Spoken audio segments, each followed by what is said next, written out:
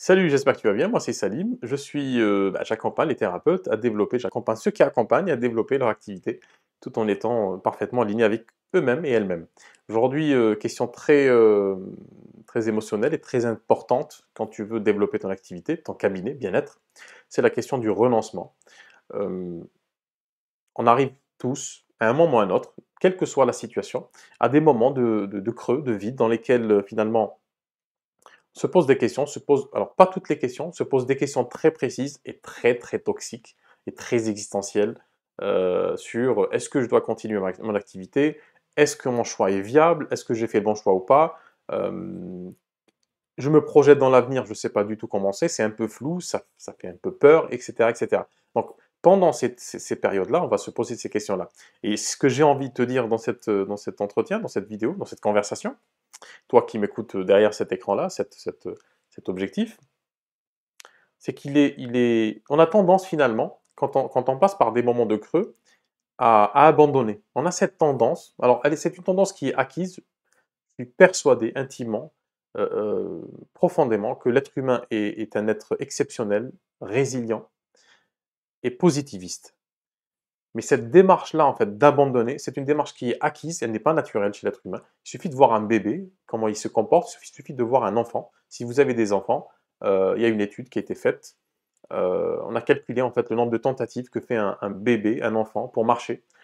On est aux alentours de 2000 tentatives.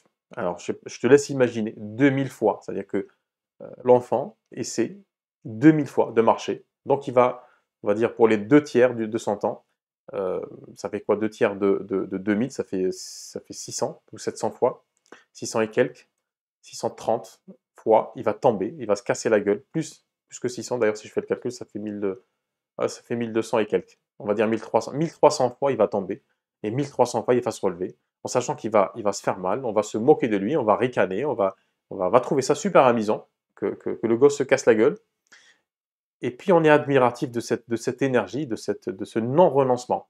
Donc c'est quelque chose qui est très naturel chez nous, et voilà, ce qui se passe chez l'enfant quand il commence à marcher, c'est qu'il est assez gourmand, c'est qu'il va pas s'arrêter, c'est qu'il dit, au début il se met sur son, il se met sur son, il s'assoit, ensuite il va commencer par se rouler, ensuite quatre pattes, ensuite il va attraper des choses pour pouvoir se dresser sur ses pattes, sur ses pieds, et ensuite il va commencer par ses premiers pas. Quand il commence à être à l'aise au niveau de la marche, qu'est-ce qu'il fait? Il court, il veut courir, ensuite il veut sauter, ensuite il veut monter sur des choses. Et ça, c'est l'être humain. C'est-à-dire que ça, c'est la première phase en fait de l'être humain, représente l'être humain tel qu'il est réellement. Il est curieux, il n'abandonne jamais, il est persistant, il lâche pas l'affaire.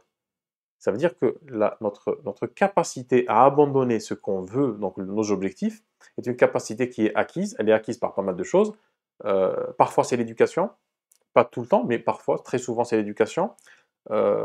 J'inclus donc les parents, la fratrie, etc. Toutes les peurs voilà, toutes les valises qu'ils nous donnent, hein, qu'ils nous mettent sur le dos, tous les sacs à dos remplis de malice et de couleuvres qu'ils nous mettent sur le dos. L'école, dans le top 10, c'est le number one. Hein. L'école, elle est faite justement pour limer voilà, ces formes-là, pour les faire entrer dans des carrés, dans des cases. Et puis les expériences sociales de la vie, etc., font que on a tendance à abandonner. Donc quand on développe son activité, puis qu'on passe par un moment de creux, on va avoir tendance, en fait, il y a ces réflexes acquis qui vont remonter à la surface, qui vont nous dire, c'est quoi? C'est peut-être pas le bon truc, etc.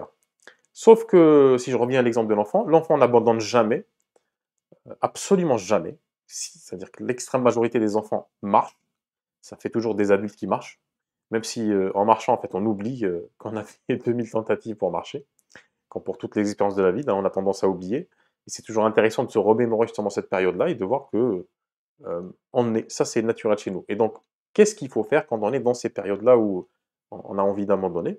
Eh ben, c'est de se remémorer, non pas l'enfant, mais la nature qu'on a, cette nature qu'on a tous, de faire des choses exceptionnelles. C'est-à-dire que si tu regardes autour de toi aujourd'hui, je pense que si tu regardes cette vidéo, tu n'es pas au fin fond de la jungle ou dans une savane.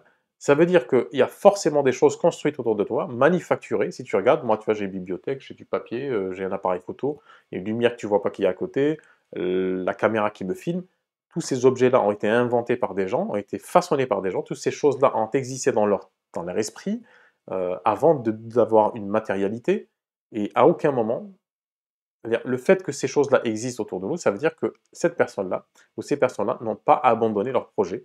Et tout ce que tu vois autour de toi, en fait, c'est une matérialisation de beaucoup de projets, finalement, de milliers, de milliards de projets. Le bois, le traitement du bois, absolument tout. L'encre qui est sur ce livre.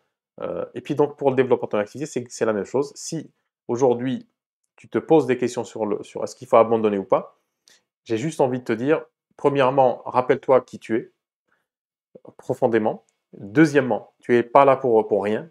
C'est pas un hasard si tu es là, c'est que tu as quelque chose à faire et il faut que tu le fasses. Et personne ne va le faire à ta place. Et puis troisièmement, chose aussi très importante, c'est que il faut s'autoriser pendant ces moments-là à ne pas abandonner, se dire ok, je m'accorde une halte, je ne vais pas abandonner cette chose-là, ce projet-là parce qu'il me tient à cœur, mais je vais me donner quelques temps et puis je vais rebondir après avec une énergie nouvelle. Voilà ce que je vais te dire dans cette vidéo. D'ailleurs, dis-moi en commentaire si c'est quelque chose qui te parle, que tu as expérimenté, et on en parle en commentaire. Ciao!